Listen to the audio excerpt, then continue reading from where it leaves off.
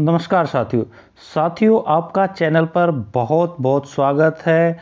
इस चैनल पर आपको लगातार शिक्षा से संबंधित बहुत ही लेटेस्ट जानकारियाँ मिलती रही हैं।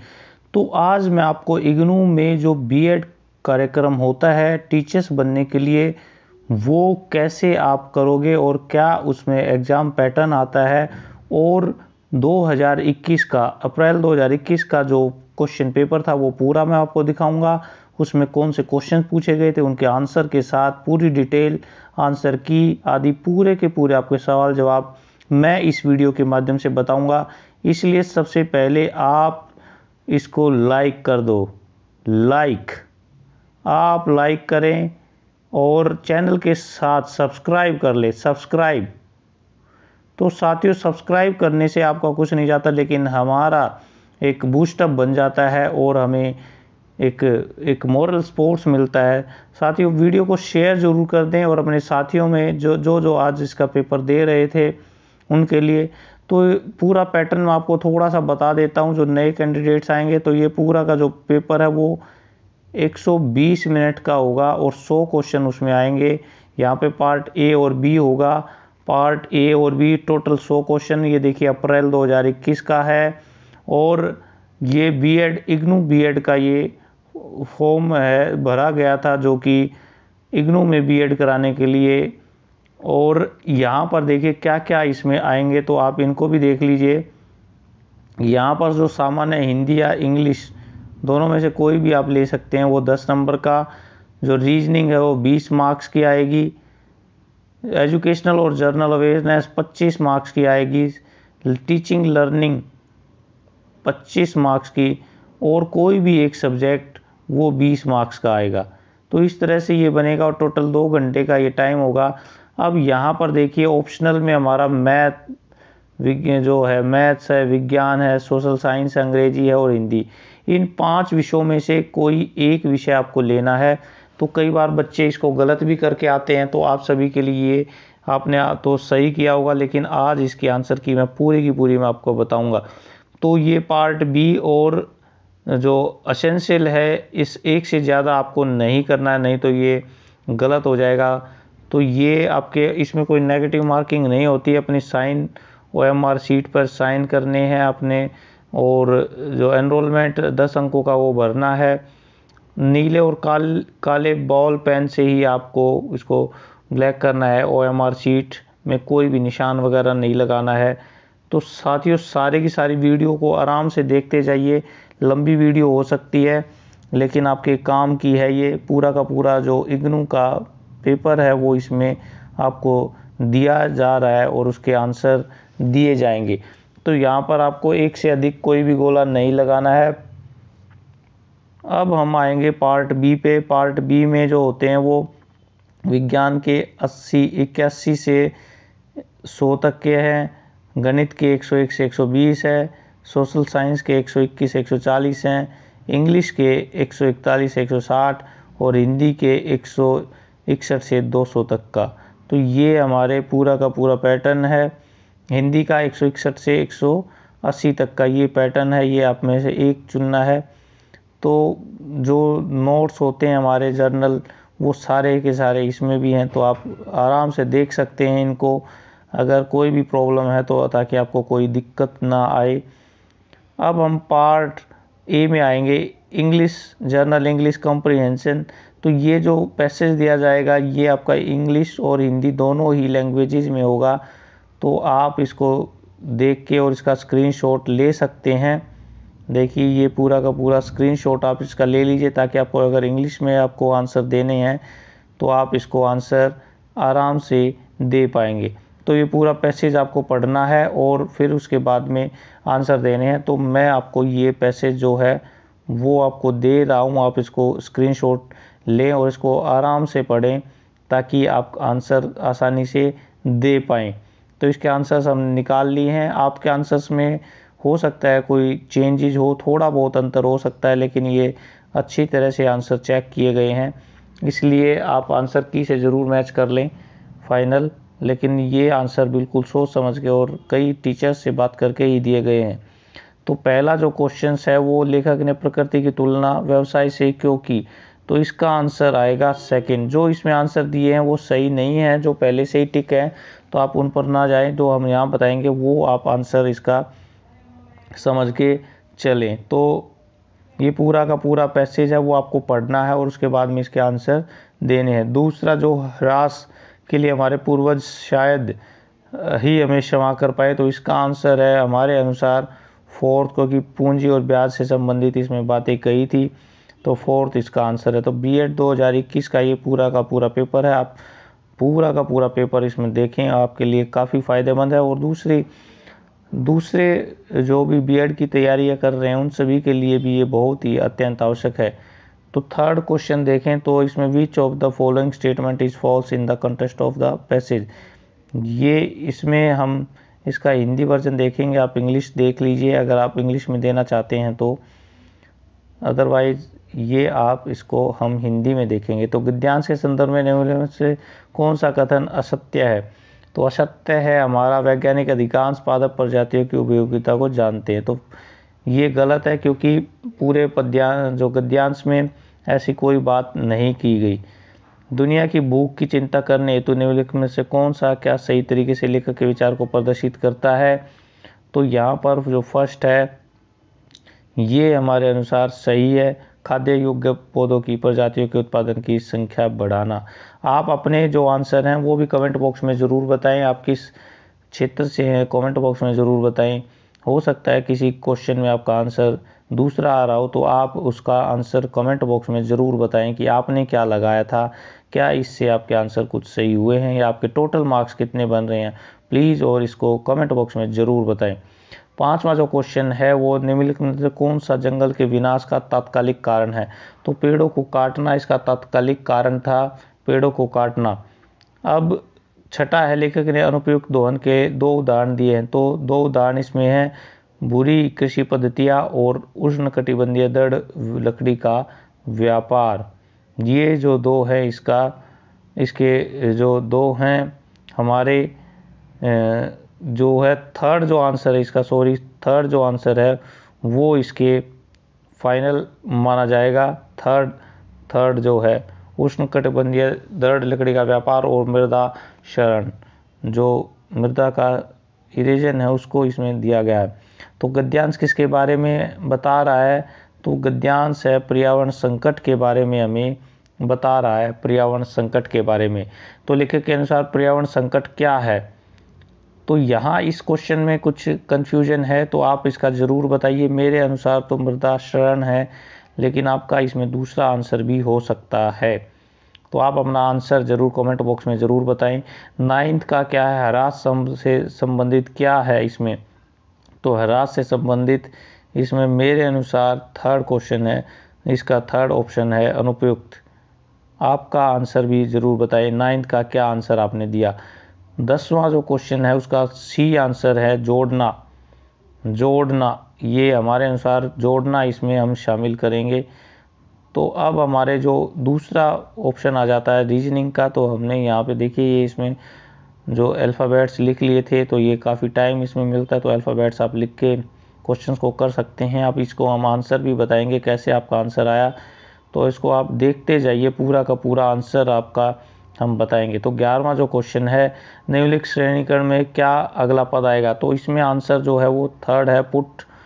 इसमें सीधा है EOU, मतलब सभी का बीच वाला जो अल्फ़ाबेट है वो हमारा वोवल है, बिल्कुल आसान है। 12वां जो क्वेश्चन हम देखेंगे उसमें श्रेणीकरण क्रम में क्या अंतर आएगा अगला, आप बताइए क्या आएगा? इसका आंसर कमेंट बॉक्स में ज़रूर बताएं।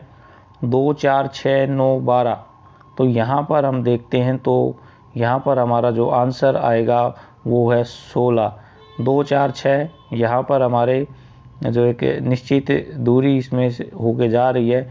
तो आप बताइए कि कैसे इसका आंसर आएगा। तो पहले 2 आंसर आ रहा है मीडियम में, 2, 2, फिर 3, 3। तो आप इसमें देखिए क्या होगा, 16 है या क्या है?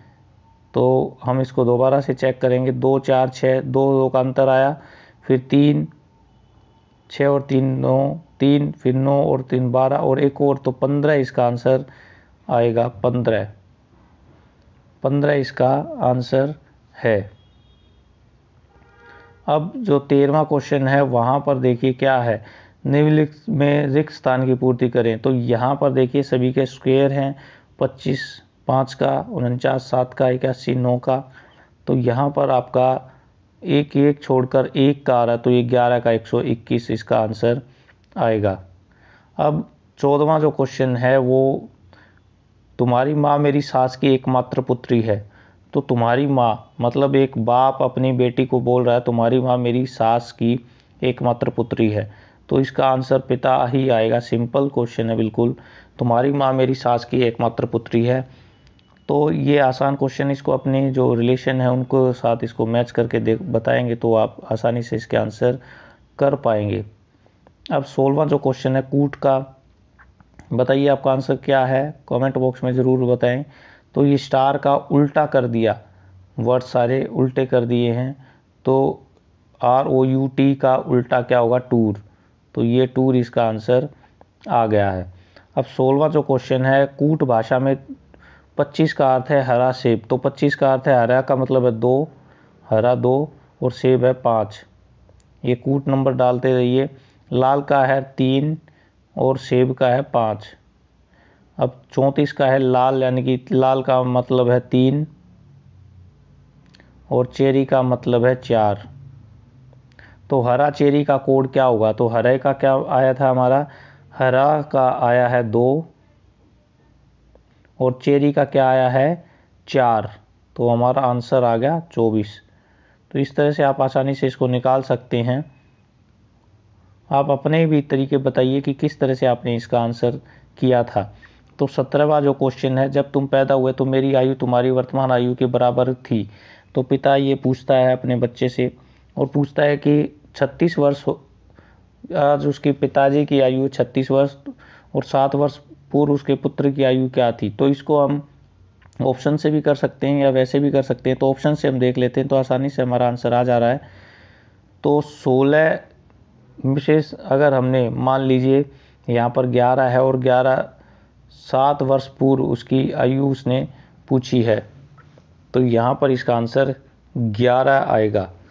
11 तो 11 और 7 18, 18 दूनी 36, मतलब आज से जो उसकी जो आयु है वो 36 वर्ष उसके पिताजी की है और उसकी आयु है 18 वर्ष। 18 वर्ष बच्चे की आयु है 18 वर्ष। 18वां क्वेश्चन है कि एक सतह पर वर्ताकार सिक्के रखे गए हैं, उसी आकार के कितने सिक्के उसके चारों ओर इस प्रकार रखे जाएं कि प्रत्येक सिक्का 7 वाले सिक्के और मध्य के सिक्के को छूता रहे। तो ये आप देखिए कि ये आपके मान लीजिए यहाँ पर ये इस तरह से 6 सिक्के आपने रखे, देखिए इस तरह से ये क्वेश्चन बनेगा। तो आप इसको अपने घर पर भी करके देख सकते हैं। एक साइज के सिक्के आप अगर लोगे तो सभी का साइज अगर होगा तो देखिए इसके आसपास के हमारे कितने सिक्के हैं, 6। तो एक सेंटर में है और 3 हमारे बाहर के, तो ये है हमारा आंसर 2। तो ये इस तरह से आप आंसर इसको कर सकते हैं, पेपर में भी आप ऐसे ही कर सकते हैं। अब जो 19वां क्वेश्चन है बहुत ही अच्छा क्वेश्चन है, थोड़ा मुश्किल भी है लेकिन इतना भी मुश्किल नहीं है कि आप इसको ना कर पाएँ। तो इसको हम एक मैप में बनाते हुए चलेंगे। तो देखिए एक प्रारंभ बिंदु से एक व्यक्ति 3 किलोमीटर उत्तर दिशा में जाता है, तो हमने ये प्रारंभ बिंदु बना लिया। अब यहाँ पर है वो 3 किलोमीटर 3 km, ये है ऊपर की दिशा जो होती है वो हमारी नॉर्थ होती है, नॉर्थ। फिर वह पश्चिम की ओर मुड़ जाता है, तो पश्चिम हमारा इधर लेफ्ट में पश्चिम है और 2 किलोमीटर और जाता है 2 km पैदल फिर पीछे मुड़ जाता है और 1 किलोमीटर आता है, तो यहाँ से पीछे वापस आएगा यहाँ तक, यहाँ पर 1 किलोमीटर जाता है। फिर 5 किलोमीटर पूर्व की ओर वहाँ से जाता है, 5 किलोमीटर वो वापस भी पूर्व इधर ही है, इसी दिशा में है पूर्व, तो यहाँ पे आया वो 5 किलोमीटर। तो 5 किलोमीटर का मतलब है 1 और इधर 4, तो 4 km यहाँ पे हो गया हमारा और 1 यहाँ पे हो गया। तो अब वहाँ से जाता है, तो आपने प्रारंभिक बिंदु से वह कितनी दूरी पर है, तो प्रारंभिक बिंदु ये था और अभी यहाँ पर है, तो ये दूरी उसने बतानी है आपने, ये दूरी। तो यहाँ पर हम सीधा सीधा इसको नहीं कर सकते, तो ये पाइथागोरस थ्योरम से हम इसको निकालेंगे। तो ये 3 का स्क्वायर प्लस में 4 का स्क्वायर, तो कितना हुआ ये 25 का अंडर रूट हमारा ये आ जाएगा। तो 5 km जो हमारा आया, ये आंसर हमारा 5 km आ गया। तो आपको अगर समझ में ना आए तो दोबारा से वीडियो को देखें और आपको आसानी से ये समझ में आ जाएगा। तो इसका आंसर है हमारा 5 किलोमीटर। क्या आंसर है? 5 किलोमीटर। तो साथियों, इस तरह से आप इसको आसानी से कर सकते हो और बहुत सारे क्वेश्चन अच्छे हैं जिनको कि आप आसानी से कर सकते हैं और कोई भी इसमें बगैर किसी उसके। तो आप कमेंट बॉक्स ज़रूर करते जाएं और अपने आंसर ज़रूर बताते जाएं कौन सा आपका गलत है या मेरा कौन से गलत हैं। मेरे भी गलत हो सकते हैं, ऐसी कोई बात नहीं है कि मेरे कोई भी गलत नहीं होंगे। तो 20वां क्वेश्चन है, 3 दिसंबर को शनिवार है, तो उस माह का अंतिम दिवस कौन सा होगा? तो यहाँ पर ये बिल्कुल आसान था। तो 3 दिसंबर, तो हमारा आंसर है जो 3 दिसंबर को है। तो हम इसमें अगर 7 प्लस करते जाएंगे, 7 7 7, तो 28 प्लस में 3 31। तो जो डे हमारा 3 को था वही डे हमारा 31 को हो जाएगा। तो यानी कि हमारा शनिवार था, तो शनिवार ही आंसर इसमें आएगा। आपका क्या आंसर आया आप कमेंट बॉक्स में ज़रूर बताएं। अब यहाँ 21वां जो क्वेश्चन है वो भी बिल्कुल आसान है, थोड़ा सा टिपिकल है। इसके लिए स्टेप आपको करने होते हैं। तो ए बी के दाएं में है, तो इसको आपने यहाँ पर देना है ए बी। और इस तरह के क्वेश्चंस को करने के लिए आपको थोड़ा सा ध्यान रखने की ज़रूरत होती है, नहीं तो ये गलत हो जाते हैं। तो ए बी के दाएं में है, जो है ए है वो बी के दाएं में है। तो यहाँ पे हमारा बी और यहाँ पे इसका ये दाया आ गया। अब अगला जो हम देखेंगे कि ई सी के बाएं हैं और ए के दाएं हैं। जो ई है वो सी के बाएं हैं और ए के दाएं हैं। तो ई का दाया यहाँ पे ई हो गया और यहाँ पर हमारा सी हो गया। तो इस तरह से पता चल गया। और लास्ट वाले में बी डी के दाएं हैं, तो बी है यो डी के दाएं, तो ये डी का दाया यहाँ पे हो गया, डी के दाएं में बी है। तो इस तरह से ये हमारा आ गया है। और अब इसने क्वेश्चन पूछा कि घर के मध्य में कौन है? तो घर के मध्य में कौन आया? हमारा ए। घर के मध्य में हमारा ए है, तो आंसर हमारा आ गया ए। तो आप भी अपने कमेंट्स ज़रूर बताएं कि क्या आपके कितने आंसर बन रहे हैं, कितने टोटल बने। आप वीडियो के अंत में देख के अपने ज़रूर अंक बताएं और मेरिट कितनी जा सकती है वो भी हमें बताएं। तो यहाँ पर अगला जो क्वेश्चन है बहुत ही अच्छा क्वेश्चन है और यहाँ पर थोड़ा लेंदी तो है ये, लेकिन बड़ा मज़ा आता है इसको क्वेश्चन को करने में। अब ये देखिए कि त्रिभुज ए बी सी की मध्यिकाएं बिंदु डी पर एक दूसरे को काटती हैं। तो यहाँ पे देखिए हम कैसे बनाएंगे इसको। ये हमारा त्रिभुज आ गया, ये ऐसे, और इसकी जो मध्यिकाएं एक बिंदु डी पे काटते हैं, तो मध्यिकाएं हमारी यहाँ से ये आ गई, इसको यहाँ से काटेंगी। और ये सॉरी, ये हमारा ये गलत हो गया थोड़ा सा,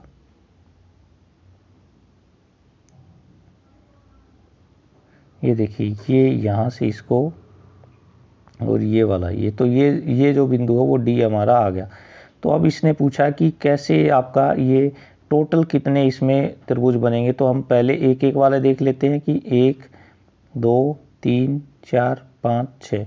तो एक वाले हमारे हैं 6, एक वाले कितने बने हमारे 6। अब दो वाले हम देखेंगे, तो दो वाले देखेंगे तो 4 बनेंगे आपके, 3 बनेंगे, दो वाले 3 बन जाएंगे। ये वाला एक हमारा ये और एक ये, तो ये हमारे दो वाले कितने बने 3।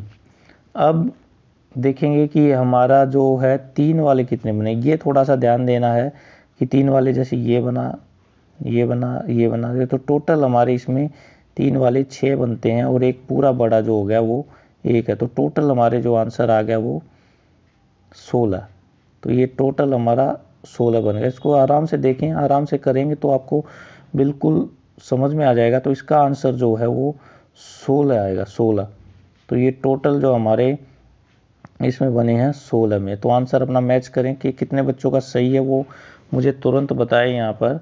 अब जो 23वां क्वेश्चन है वो 6 7 जमा में 43। तो ये आप बताइए, एक्चुअली में 6 को 7 से मल्टीप्लाई किया प्लस में 1 किया, इसमें यह 5 को 6 से मल्टीप्लाई किया प्लस में 1 किया ना, 6 पंजे 30 प्लस में 1 तो 31 आ गया। तो इसका आंसर 4 गुना में 5 यानी कि 20 जमा में 1 यानी कि 21 हमारा इसका आंसर होगा। अब अगला जो 24वां जो क्वेश्चन है, यदि 213 को 6, 432 को 9 लिखा जाए तो 543 को क्या लिखा जाएगा। तो ये जो क्वेश्चन है बिल्कुल इसका जो इसके जो नंबर्स है उनको टोटल किया हुआ है, 2 1 और 3 का टोटल 6, 4 3 2 का टोटल 9, तो 5 4 3 का टोटल क्या होगा बताइए। तो ये 12 हमारा 12 आंसर आ जाएगा। 5 4 3 का टोटल 12 आ जाएगा।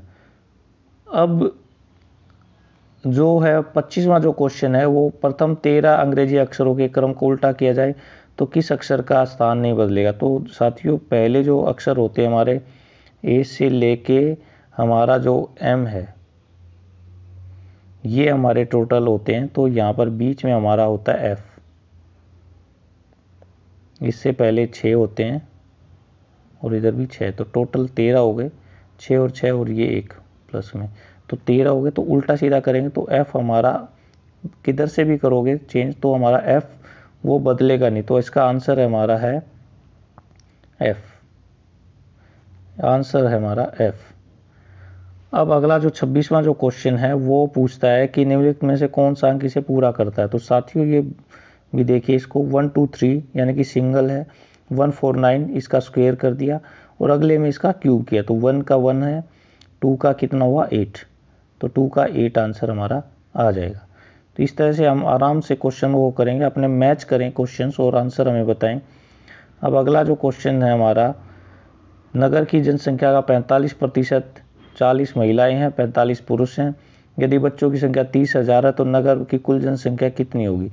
तो टोटल हम इसको देख लेंगे तो 45% और 40%, तो बच गया कितना हमारा 15%। तो बच्चे हैं 15%, तो 15% का मतलब है 30,000, ठीक है। तो 100% का मतलब है 2 लाख। तो टोटल जनसंख्या कितनी होगी 2 लाख। इसमें इस तरह के क्वेश्चन में आपकी जो ट्रिक आ जाए उसी से आपको आंसर कर देना होता है, उसमें ज़्यादा सोचने की ज़रूरत नहीं होती। 28वां जो क्वेश्चन है वो शब्दकोश का यानी कि आपका उसका आ गया डिक्शनरी का। तो यहाँ पे देखिए आपका सभी में COMP तो कॉमन है, लेकिन यहाँ पे उसके बाद में इसमें E आया है, यहाँ पे A आया है, फिर R आया है और यहाँ पे E आया है। तो यहाँ पर A वाला जो है वो हमारा पहला आंसर आ जाएगा क्योंकि A डिक्शनरी में सबसे पहले आता है। अब 29वां क्वेश्चन क्या है, प्रीति की अपनी कक्षा में ऊपर व नीचे की 38वीं रैंक है। तो देखिए साथियों, मैंने अभी पिछला जो अल्फ़ाबेट का बताया था वो उससे से मिलता जुलता है ये क्वेश्चन। तो इसमें 38th रैंक आती है ऊपर से और नीचे से, ऊपर व नीचे से। तो देखिए यहाँ पे हमारा 38 था, हम यहाँ पे एक लाइन खींच देते हैं, ये 38 बीच में आ गया और दोनों तरफ से हमारा 38 है। तो यहाँ पर अगर हम देखेंगे तो यहाँ पे हमारा 37 इधर हो गए, 37 इधर हो गए और एक यह 38 वाला यहाँ पे हो गया। तो जब हम इनको टोटल करेंगे तो हमारा 75 आंसर आ जाएगा। तो ये 75 इसका आंसर है, 75। आप भी इस तरह से आसान तरीक़ों से आप इसको कर सकते हो, सोल्व कर सकते हो, कोई मुश्किल नहीं है। थोड़ी सी प्रैक्टिस करेंगे तो आपका आसानी से कर देंगे। तो इस तरह से ये क्वेश्चंस आप कर सकते हैं। अब 31वां जो क्वेश्चन है ये जीके के क्वेश्चन आ गए हैं। किसान दिवस कब मनाया जाता है। तो साथियों किसान दिवस चौधरी चरण सिंह जी के जन्म पे मनाया जाता है और ये है 23 दिसंबर को। The bunch of the old letters, मतलब पिता के पुत्र जो लेटर्स हैं जो जवाहरलाल नेहरू जी ने अपनी पुत्री इंदिरा गांधी को लिखे थे। तो ये क्वेश्चन बहुत ही आसान है। अब man of destiny, George Bernard Shaw, man of the destiny, ये इसका आंसर है, जॉर्ज बर्नार्ड शॉ। आप अपने आंसर भी ज़रूर बताइए साथियों, कमेंट करने में कोताही ना बरतें। आपके लिए बहुत मेहनत की है, क्वेश्चंस के आंसर निकालने में काफ़ी टाइम लगा है। तो जो 34th है यहाँ पे ये क्वेश्चंस यहाँ पर थोड़ा सा ट्रिकी है। नैनो सैटेलाइट के भारत में निर्माण को प्रोत्साहित करना, इन दोनों में से आंसर इसमें बनता है। तो लेकिन यहाँ पर नैनो सैटेलाइट का नवाचार मिशन यहाँ पर ये हो सकता है मेरे ख्याल से। आप अपना आंसर बताइए। कौन सा है। अब 35वां भारत छोड़ो आंदोलन का वायसराय तो लिलिथगो था, ये तो कोई कंफर्म है। 1942 में भारत छोड़ो आंदोलन शुरू हुआ था और लॉर्ड लिलिथगो उस टाइम पे वायसराय थे।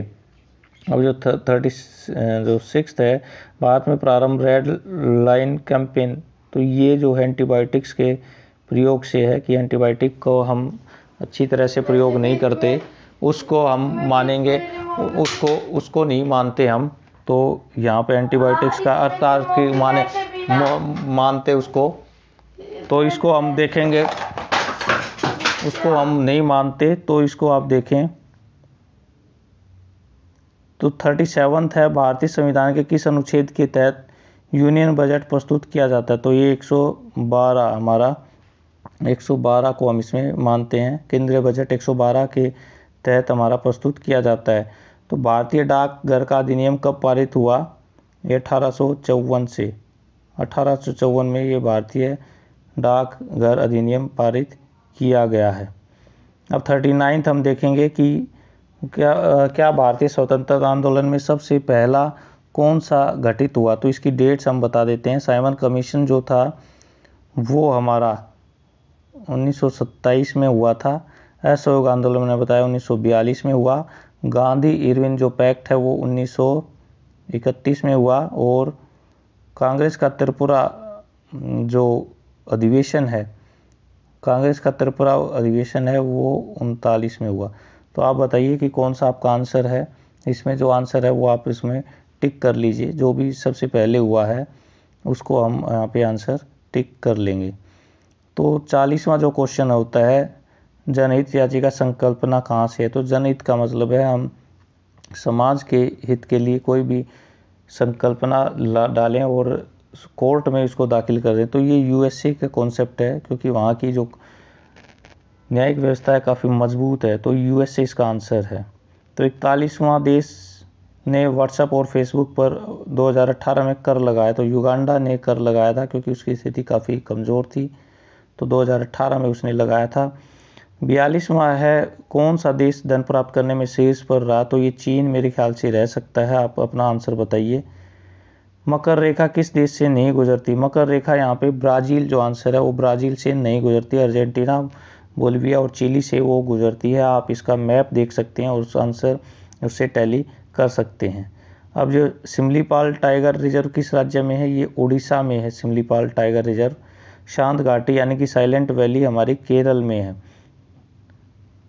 काफ़ी क्वेश्चन मुश्किल थे, ऐसे आसान क्वेश्चन से इसको नहीं कह सकते। रीजनिंग के आसान क्वेश्चन थे, लेकिन जीके काफ़ी मुश्किल है। आप अपनी राय बताइए कि आपको कैसा ये क्वेश्चन पेपर लगा। 46वां जो है, future we not want, future we want, ये हमारा कहाँ से किससे संबंधित है। तो ये हमारा United nation conference on sustainable development से संबंधित है। तो एक जो आंसर है ये यहाँ पे इसका एक आंसर आएगा। अब 47वां देख लेते हैं, स्प्रेटली आइलैंड द्वीप कहाँ। स्प्रेटली ये दक्षिण चीन सागर में स्थित है, दक्षिण चीन सागर में ये हमारा स्थित है। तो साथियों वीडियो को ज़रूर लाइक और शेयर करें, बहुत मेहनत की है इसके लिए। ताप्ती नदी किस प्रदेश के, मध्य प्रदेश के किस जिले से उद्गमित होती है। तो ये बैतूल जो ज़िला है मध्य प्रदेश में, ताप्ती नदी है, बैतूल ज़िले से ये निकलती है। फतेहपुर, ये कौन सा स्मारक विश्व विरासत नहीं है। तो यहाँ पर देखेंगे तो ये 3 जो हैं वो विश्व विरासत हैं, लेकिन जंतर मंतर इसमें शामिल नहीं है, जंतर मंतर को इसमें शामिल नहीं किया गया। लाइफ डिवाइन जो है ये अरविंद घोष जी की है, लाइफ डिवाइन। तो ये आज का आंसर है, लाइफ डिवाइन। उच्च न्यायालय का जो है ये निचली अदालतों को रोकने के लिए कौन सी रीट जारी की जाती है। तो प्रोहिबिटिशन, प्रतिषेध, मतलब कि यह निचली जो अदालतें उनको रोकने के लिए ये रिट को जाहिर कर देती है। तो आयकर रिटर्न का किस धारा से है। तो ये 139 इसका है, 52 का 139 है, इसका आंसर है 139। राष्ट्रीय ज्ञान आयोग के अध्यक्ष कौन थे। तो ये सैम पित्रोदा जो थे वो राष्ट्रीय ज्ञान आयोग के अध्यक्ष थे। भारत में शिक्षक जो शिक्षा के क्षेत्र में शीर्ष इकाई है एनसीटी है, आप किसी को भी पता ही एनसीटी इसकी जो है टीचर एजुकेशन के लिए सर्वोच्च संस्था है। इसमें शिक्षा के 4 स्तंभ, ये यूनेस्को इसका आंसर है। शिक्षा के 4 स्तंभ यूनेस्को इससे संबंधित है। अब ये हमारा जो क्वेश्चंस आ गए हैं वो शिक्षण अधिगम व विद्यालय से संबंधित है। इसमें टोटल 25 क्वेश्चन आएंगे, तो यही आपके डिसाइडर होंगे कि आपका आंसर क्या हुआ। तो शिक्षा का अधिनियम 2009 में बच्चों के निःशुल्क प्रवेश का प्रावधान किस प्रकार के स्कूलों में है? तो देखिए, सैनिक स्कूल, आर्मी स्कूलों में उनके अलग नियम से हैं, नवोदय में भी अलग नियम है। 5वीं क्लास में नवोदय में बच्चों के दाखिले होते हैं, लेकिन जो पड़ोस के स्कूल हैं वहाँ पर इसको माना जाता है, क्योंकि ये ऑर्डिनरी सामान्य स्कूल होते हैं और इस सभी सामान्य स्कूलों में जो शिक्षा का अधिनियम को लागू किया गया है। अब ये जो है बिना बोझ के शिक्षा, ये नामक रिपोर्ट जो है, इसके अध्यक्ष प्रोफेसर यशपाल जी थे। प्रोफेसर यशपाल, एक पोस्टर का मौखिक घटक क्या है? तो जो चित्र है वही एक पोस्टर का मौखिक घटक होता है, जो उसमें पिक्चर बनाई हुई है उसी से वो अपनी बात बताता है, उसी के द्वारा वो एक कम्युनिकेशन करता है। 59 में देता शिक्षार्थी का निम्नलिखित में से कौन सा अभिलक्षण शिक्षण को सर्वाधिक प्रभावित करता है? तो यहाँ पे 59 में हम देखते हैं उसका पूर्व ज्ञान उसको बहुत ज़्यादा उसको शिक्षण को प्रभावित करता है। अगर उसको अच्छी ज्ञान प्राप्त है पिछला, तो वो और अच्छी तरह से उसको सीख पाता है। 11 नवंबर को मौलाना अबुल कलाम का जो था शिक्षा दिवस इसमें मनाया जाता है, जबकि शिक्षक दिवस सर्वपल्ली राधाकृष्णन जी की उसमें मनाया जाता है, और 2 अक्टूबर महात्मा गांधी जी का जन्म दिवस है। तो 61वां देखते हैं कि शिक्षा के उद्देश्यों को निर्धारित करना किसका दायित्व है? तो यहाँ पर मेरे ख्याल से तो 4th आंसर इसका होना चाहिए। आप अपना बताइए कि क्या इसमें हो सकता है, क्योंकि चारों ही यहाँ पे शिक्षा को निर्धारित करने के लिए है। समाज को भी इसमें शामिल किया जाता है। समाज के भी कुछ उद्देश्य होते हैं जिनको कि शिक्षा के माध्यम से पूरा किया जाता है। अब 52 जो है हमारा, शिक्षण की तात्कालिक निष्पत्ति किससे संबंधित है? तो साथियों, यहाँ पर आप देखिए 62 का विद्यार्थी का व्यक्तित्व को सबसे ज़्यादा संबंधित उसी से है कि विद्यार्थी का व्यक्तित्व सही रहे। कक्षा में अनुशासन अनिवार्यतः मदद करता है। किस तरह से मदद करता है? तो ये है कक्षा गतिविधियों को संगठित व क्रमबद्ध में। अगर बच्चे अनुशासित नहीं होंगे तो पूरी क्लास का जो गतिविधियाँ वो अच्छी तरह से नहीं होगी और क्रमबद्ध भी नहीं हो पाएंगी। अब 64 देखिए, प्रभावी शिक्षण के लिए निम्नलिखित में से कौन सा वांछनीय नहीं है? तो यहाँ पे वार्तालाप, बातचीत करना यहाँ पे एक वांछनीय नहीं माना जाता। 65 में तत्व व व्यापक मूल्यांकन के क्या अभिलक्षण हैं? साथियों, इसमें भी आप अपनी राय बताइए कि कौन सा इसमें सही है। मेरे ख्याल से तो यहाँ पर इसका जो है 4th, इसके चारों ही इसमें शामिल किया जा सकता है। अब हम देखेंगे कि 66 में बहुविकल्पी प्रश्नों के संदर्भ में कौन सा कथन सही है? इसमें सही पूछा है, तो ये वस्तुनिष्ठ होते हैं। इनका मतलब आंसर हमेशा सही निकलता है। ये विषयनिष्ठ होते हैं, ये सारे गलत हैं, तो इसका ए आंसर इसका आएगा। 67, शिक्षण के दौरान शिक्षक विद्यार्थी संप्रेषण का मुख्य घटक क्या है? तो 67 को अगर हम देखें तो इसके अभिप्रेरक कथन, इसको मेरे ख्याल से ये माना जाएगा। आप अपने आंसर भी ज़रूर बताते रह जाइए, और टोटल आपने अपने आंसर ज़रूर बताने कि आपके कितने टोटल हो गए हैं। एक शिक्षक केंद्रित विधि, तो व्याख्यान विधि जो है वो शिक्षक केंद्रित है, जबकि परियोजना, समूह कार्य, विचार विमर्श, ये सारी छात्र केंद्रित विधियाँ हैं। आप अपना आंसर बताइए। एक सुगमकर्ता के रूप में शिक्षक वह है जो 69 का जो है 4th विद्यार्थियों को अधिगम हेतु प्रोत्साहित करना, ये इसका है। 70वां जो क्वेश्चन है, विद्यार्थी में से किसे अभिप्रेरक शिक्षण का संकेतक माना जा सकता है? तो 70 में अगर देखें तो बी, विद्यार्थियों की अधिकतम उपस्थिति इसमें दिया गया है। तो अभिप्रेरक क्या है? प्रश्न पूछते हैं, या तो मेरे ख्याल से प्रश्न पूछना इसका ज़्यादा अच्छा आंसर माना जाएगा कि 70वें का। 71वां, एक कक्षा में शिक्षक शब्दों या चित्रों के माध्यम से संदेश भेजता है, विद्यार्थी क्या है? यहाँ पे ये जो क्वेश्चन है, आप इसका आंसर बताइए कि आपके अनुसार इसका क्या आंसर हो सकता है। कुछ क्वेश्चंस आपके लिए भी छोड़ने पड़ेंगे, हालांकि मुझे इसका पूरा का पूरा 100% नहीं पता, लेकिन आप इसका बताइए। CIET का क्या फुल फॉर्म है? CIET का तो ये है शैक्षिक प्रौद्योगिकी केंद्रीय संस्थान, central institute for educational technology, CIET। ये एक प्रभावी कक्षा कक्ष परिवेश में क्या होता है? ये 73rd का है, सेकंड, सजीव विद्यार्थी शिक्षक अंतःक्रिया। मतलब विद्यार्थी और शिक्षकों के बीच में एक हेल्दी रिलेशन उसमें होता है। 74th है नालंदा तक्षशिला भारत के किस काल के थे? ये गुप्त काल के थे। गुप्त काल इसका आंसर आएगा, गुप्त काल।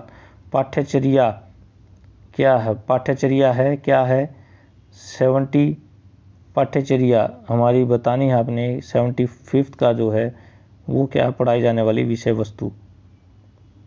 अब 76 स्वयं का पूर्ण रूप क्या है? स्वयं का, तो ये इसकी स्पेलिंग आप जरूर चेक कर ले। Study web of active learning for young spring minds, तो ये इसका आंसर है। 77 जो है क्वेश्चन है 1986 के ऑपरेशन ब्लैक बोर्ड, तो ये यहाँ पर हमारा शिक्षण अधिगम प्रक्रिया में संपट के प्रभावी उपयोग बिल्कुल गलत है। ये न्यूनतम आवश्यकताएं प्रदान करने हेतु ये ऑपरेशन ब्लैक बोर्ड को शामिल किया गया था। तो 78 जो क्वेश्चन है वो शिक्षण की प्रभावशीलता के निर्णय का आधार होता है। थर्ड इसमें अधिगम की निष्पत्तियाँ, कितना उसने अधिगम प्राप्त किया, इससे अच्छे शिक्षण में शामिल नहीं है। रटने हेतु प्रोत्साहन, रटने हेतु प्रोत्साहन इसका आंसर है। परियोजना विधि किस सिद्धांत पर है? ये करके सीखना पर सिद्धांत है, तो इसका सेकंड आंसर है परियोजना विधि, तो इसका सेकंड आंसर है। इसके साथ साथ देखिए अब ये साइंस के क्वेश्चन हैं। अगर आप साइंस के क्वेश्चन से जानते हैं तो मैं इसको धीरे धीरे लेके जा रहा हूँ। आप इसका स्क्रीनशॉट लेके इसको ढूंढ सकते हैं अपने तरीके से। इसके आंसर मुझे नहीं पता है क्योंकि ये बहुत सारे हैं, ये विषय हमारा नहीं है। आप कहेंगे तो इसके आंसर भी ढूंढ के बताए जा सकते हैं, लेकिन आप इनको देखें और अपने जो आंसर्स हैं उनको चेक करें। मैं धीरे धीरे इनको करता जा रहा हूँ। बहुत सारे क्वेश्चंस इसके आसान है। रतौंधी का कारण है, जैसे विटामिन ए है। बादलों की गड़गड़ाहट, बिजली की चमक क्यों दिखाई देती है, ध्वनि का है। पीलिया जॉन्डिस का आ गया, वही यकृत से, लीवर से है। कार्बोहाइड्रेट, तो बहुत सारे क्वेश्चन आसान हैं, ये जनरल भी हैं। तो पीएच है, उसका अम्लीयता, हंसी हास की गैस भी कहते हैं। हीलियम नाइट्रोजन डाइऑक्साइड, श्वसन में किसका आदान प्रदान सम्मिलित है। बहुत सारे क्वेश्चन हैं, जैसे ऑक्सीजन और कार्बन डाइऑक्साइड का आदान प्रदान है। अब यह गणित के क्वेश्चन आ गए। विषम संख्याओं का योगफल, 10 परीक्षणों को धीरे धीरे आप इसका करें। शतमतक, मध्य माध्यिका, बहुलक संपाति एक स्थान पर होते हैं। तो ये आप क्वेश्चंस मैथ्स के क्वेश्चंस हैं, आप इनको भी कर सकते हैं। एक एक करके आप इन्हें करें और इनके आंसर हो सके तो आप इसको प्लीज़ कमेंट बॉक्स में ज़रूर आंसर दें इनके। अगर आप इनके स्टूडेंट हैं तो आपसे मैं आशा करता हूं कि आप इन सभी के आंसर यहां पे कमेंट बॉक्स में ज़रूर बताएंगे। आपसे ये रिक्वेस्ट है ताकि दूसरे छात्र जो इस वीडियो को देखेंगे उनके लिए ये आसान हो जाएगा। आपसे रिक्वेस्ट है आप इनके आंसर ज़रूर दें। सामाजिक विज्ञान के जो है मिलान सही नहीं है। ये भूकंप का कंपन जो है, सिस्मोग्राफ है। राजनीति निर्देशक सिद्धांत आयरलैंड के लोकपाल कहाँ से लिया गया है? तो पहली महिला अध्यक्ष कौन थी? सरोजिनी नायडू थी आई थिंक। सरदार की उपाधि अंडमान जंगली सुअर का है। तो ये भी बहुत सारे आसान ही क्वेश्चन है, आप इनको कर सकते हैं। राष्ट्रीय आय का मुख्य स्रोत क्या है? राष्ट्रीय आय का मुख्य स्रोत सेवा क्षेत्र ज़्यादा सब अब हो गया है। पहले प्राथमिक क्षेत्र था, लेकिन अब सेवा क्षेत्र इसका सबसे बड़ा हो गया। केंद्रीय बैंकिंग कार्य द्वारा निष्पादित किए जाते हैं। केंद्रीय बैंकिंग हमारे यहाँ पे भारतीय रिजर्व बैंक का है। पानीपत का युद्ध है हमारा 1526 में पहला प्रथम युद्ध हुआ था। भारत के तोते के नाम से कौन? अमीर खुसरो को भारत का तोता। रणजीत सिंह की राजधानी कौन सी थी भैया? ये लाहौर थी आई थिंक, मुझे लाहौर का लग रहा है। सबसे बाद में कौन सी गठित हुई? तो शिमला सम्मेलन यहाँ पे मेरे ख्याल से बाद में हुई है, क्योंकि शिमला सम्मेलन भारत और पाकिस्तान के बीच में है। अंतिम गुलाम भारत में शासन करने वाला कौन सा था? गुलाम वंश था। गुलाम वंश 1206 से 1990 के बीच में हुआ। विश्व के सभी देशों के साथ कौन से कराने वाली जो संस्था है? ये देखिए सबसे निचली परत। काली मिट्टी किसके लिए? रुई कपास के लिए है। दक्षिण की गंगा गोदावरी को आई थिंक कहते हैं। लोक सेवा आयोग की कुछ क्वेश्चंस आसान हैं यहाँ पर, आप देखिए इनके भी इंग्लिश के जो क्वेश्चंस आ गए हैं इनको भी देखें आप, और इनके आंसर प्लीज़ आप यहाँ पे दें। जो भी आंसर हैं वो आप इनके दें। मैं आपको लास्ट में हिंदी के जो आंसर हैं वो मैं ज़रूर करा के दूंगा आपको हिंदी के आंसर मैं कराऊंगा पूरे के पूरे। आप इंग्लिश के और ये ये करें। अब ये हिंदी का जो एक पूरा का पूरा ये देखिए, जो पद्यांश नहीं ये गद्यांश है, तो गद्यांश को देखिए। उपयुक्त शीर्षक क्या है? सच्ची वीरता इसका उपयुक्त शीर्षक है मेरे अकॉर्डिंग, सच्ची वीरता। तो सच्ची वीरता इसका उपयुक्त शीर्षक है। वीरता का संदेश क्या क्या लेके आया? तो 162 का है, एक चट्टान की तरह। वीर का विलोम शब्द है कायर, वीर का विलोम शब्द कायर। बुद्ध जैसे राजा विरक्त कैसे हो जाते हैं? विरक्त होकर वीर हो जाते हैं। 164 का एक, वीरों की देवदार वृक्षों से तुलना क्यों की गई है? क्योंकि दोनों ही ये थर्ड बगैर उसके बढ़ते जाते हैं। माँ किस वर्ग का अंतिम व्यंजन है? तो पा वा पा फा बा भा, माँ इसका अंतिम व्यंजन है। वर्णों के समूह को क्या कहते हैं? वर्णों के समूह को हम क्या कहते हैं? वर्णमाला कहते हैं वर्णों के समूह को। सप्ताह में कौन सा समास है? तो द्विगु समास है। यहाँ पे आप अपने आंसर दीजिए। मृत्यु उपरांत में क्या आएगा? मृत्यु उपरांत यानी कि यहाँ पे दीर्घ संधि है, दीर्घ संधि है तो ऊ और ऊ बड़ा ऊ बन जाएगा दीर्घ संधि का। आँख किसका है? तो अक्षी का आँख बन गया, अक्षी से आँख। फूल कौन सी संज्ञा है? जातिवाचक संज्ञा है फूल, फूल जातिवाचक। मैं क्या होता है? मध्य उत्तम पुरुष। 3 तरह के पुरुष माने गए, उत्तम पुरुष, मध्यम पुरुष और अन्य पुरुष। उत्तम अपने लिए प्रयोग किया जाता है, मध्यम दूसरे के लिए और अन्य के लिए अन्य पुरुष। उपसर्ग नहीं है तो ओढ़ना में उपसर्ग नहीं है, उपसर्ग नहीं है। अशुद्ध कौन सा है? पुण्य, जो छोटे यू की मात्रा पुण्य में आएगी। 176 में अव्ययभाव समास प्रतिदिन में आता है, प्रतिदिन में अव्ययभाव समास है। विनय पत्रिका जी तो तुलसीदास जी की है। और 2 वर्णों के मेल को, विकार को क्या कहते हैं? संधि, संधि इसको कहते हैं। आसमान से बातें करना मतलब बहुत ऊंचा होना, आसमान से बातें करना। जलज किसका है? जलज है भैया कमल का, जल में पैदा होने वाला कमल पैदा होता है, मछली को भी जलज बोल देते हैं। जेते तुम ताते तेते नभ में न तारे, तो यहाँ पर है यमक अलंकार, क्योंकि यहाँ पर एक शब्द की बार बार आवृत्ति हुई है लेकिन उसका अर्थ अलग अलग है। तो साथियों ये जो क्वेश्चन थे ये मैंने आपको पूरे के पूरे बताए, और इसके कुछ क्वेश्चंस आपके रह गए हैं जो कि सब्जेक्ट से रिलेटेड थे। आपसे अनुरोध है कि उन क्वेश्चंस के आंसर भी आप डिस्क्रिप्शन में ये आपकी कमेंट बॉक्स में ज़रूर बताएं, ताकि दूसरे साथी उसका फ़ायदा उठा पाएँ। और चैनल को सब्सक्राइब करें, बेल आइकन को प्रेस कर लें ताकि आपको लेटेस्ट जानकारियाँ यहाँ पर मिलती रहे। Thank you.